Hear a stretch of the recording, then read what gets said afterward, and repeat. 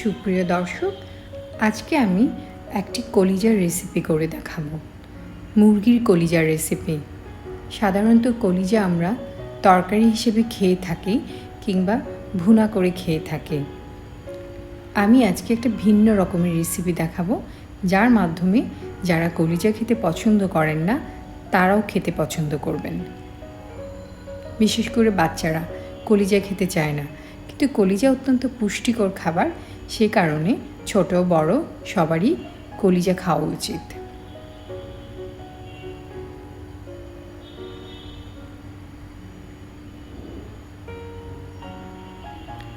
এর জন্য প্রথমে আমি কলিজা ধুয়ে পরিষ্কার করে নিয়েছি। তারপর আমি পানিটা একটা টাওয়েল দিয়ে শুকিয়ে নিয়েছি। এবার কলিজাগুলো আমি কিমা করব। একটা ধারালো ছুরির সাহায্যে কলিজাগুলো কিমা করে নিচ্ছি।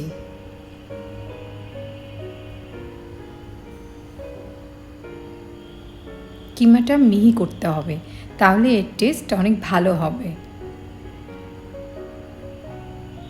যেহেতু কলিজা অত্যন্ত নরম, তাই সহজেই আপনি কিমাটা করে নিতে পারেন।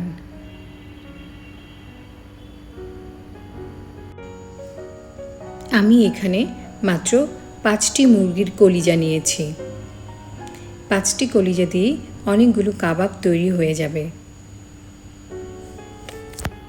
এই কাবাবটি বানালেই আপনারা বুঝতে পারবেন কত সুস্বাদু এই কাবাব এবং কত অল্প খরচে আপনি আপনার পরিবারকে একটি ভালো খাবার পরিবেশন করতে পারেন।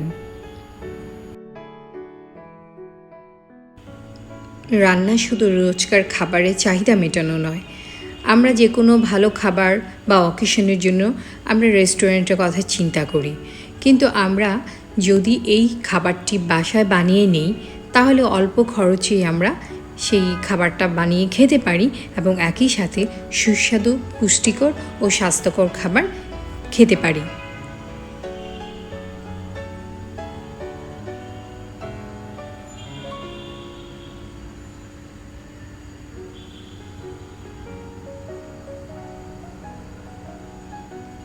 সবগুলো কলিজায় প্রায় কিমা করা শেষ হয়ে গেছে।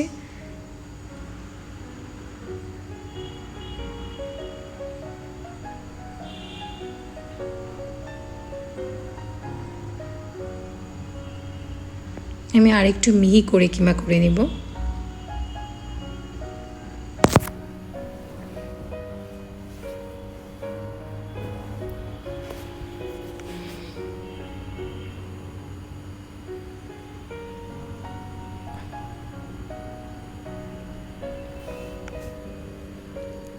এবার আমি একটি মিক্সিং বলে কলিজাটা ঢেলে নিব।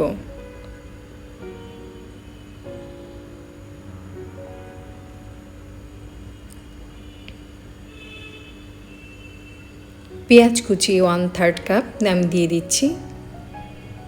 কাঁচামরিচ 3টি টুকরো করে দিয়ে দিলাম। অল্প লবণ, 2টা ডিম দিয়ে দিচ্ছি। আপনারা চাইলে এখানে 1টি ডিমও ব্যবহার করতে পারেন। কাবাব মশলা 1 চা চামচ দিয়ে দিচ্ছি। কাবাব মশলা না থাকলে আপনার গরম মশলা গুঁড়ো ইউজ করতে পারেন। 2 টেবিল চামচ বেসন দিয়ে দিলাম, এটা বাইন্ডিংয়ের জন্য। এবার একটি স্প্যাচুলার সাহায্যে ভালো করে আমি মিশিয়ে নিচ্ছি। যেহেতু এখানে হাতের ব্যবহার করতে হয় না, তাই খুব ঝামেলাহীনভাবে ঝটপট এটা বানিয়ে নিতে পারি। 1/2 চা চামচ হলুদের গুঁড়া, 1 চা চামচ লাল মরিচের গুঁড়া তাতে দিয়ে দিলাম। ঝালের কম বেশির উপর ডিপেন্ড করে আপনারা কাঁচামরিচ বা লাল মরিচের গুঁড়ো একটু বাড়িয়ে কমিয়ে দিতে পারেন। সয়াবিন তেল গরম করে আমি চামচ দিয়ে কাবাবগুলো শেপ করে নিচ্ছি।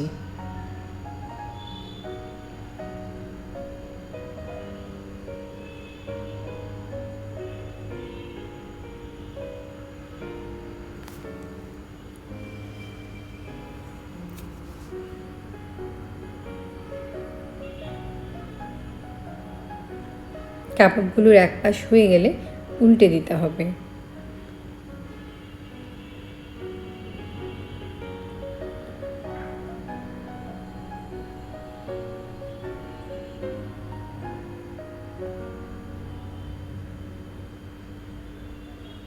কাবাবগুলো হয়ে গেছে, একটা ছাঁকনির সাহায্যে আমি এটা তুলে নিচ্ছি, তাতে করে এক্সট্রা তেলটা ঝরে যাবে।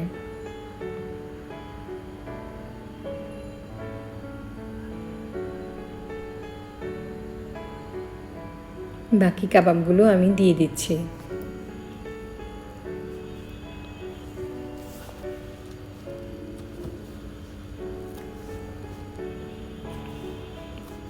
এই কাবাব বানিয়ে আপনি পরিবেশন করলে, আপনি যদি না বলেন যে এটা কলিজার কাবাব, কেউ বুঝতেই পারবে না যে আপনি এটি মুরগির কলিজা দিয়ে বানিয়েছেন। সবগুলো কাবাবই আমার ভাজা হয়ে গেছে, আমি তুলে নিচ্ছি।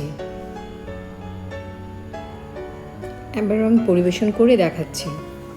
আমার আজকের রেসিপিটি যদি আপনাদের ভালো লাগে, আপনাদের উপকারে আসে, আমার চ্যানেলটা সাবস্ক্রাইব করবেন আশা করি। লাইক, শেয়ার এবং কমেন্টের মাধ্যমে আমাকে সাপোর্ট করবেন। আর বেল আইকনটা ক্লিক করে দিলে সবার আগে নতুন ভিডিওর নোটিফিকেশন আপনি পেয়ে যাবেন।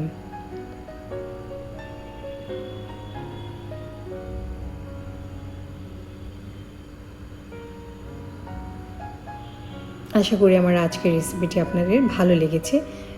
আমি এটা ভেঙে দেখাচ্ছি, দেখেন কত সুন্দর। লিয়াস রেসিপির সাথে থেকে ব্যতিক্রম রান্নায় নিজেকে আত্মবিশ্বাসী ও স্বনির্ভর করুন। রান্না হোক আয়ের মাধ্যম। আল্লাহ হাফেজ।